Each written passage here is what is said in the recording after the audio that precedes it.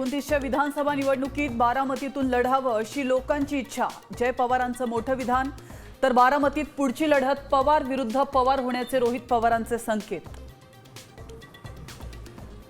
राष्ट्रवादीचं विलीनीकरण झालं असतं तर 2029 मध्ये अजितदादा मुख्यमंत्री झाले असते। आमदार रोहित पवारांचा मोठा दावा।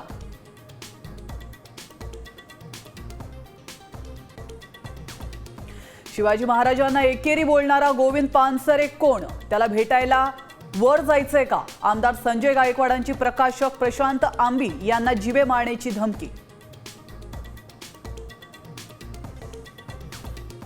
बारामतीत 1 वाजेपर्यंत 32% तर राहुरीत 25% मतदान। वाढत्या तापमानाचा मतदानावर परिणाम होण्याची शक्यता।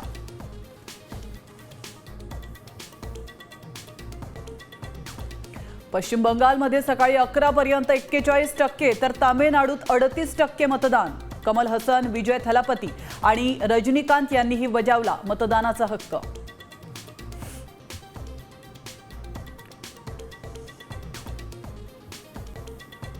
गोवंडीत अनधिकृत पार्किंग मध्ये साठवून ठेवलेल्या LPG सिलेंडरचा स्फोटानंतर भीषण आग। सुदैवानं जीवितहानी नाही।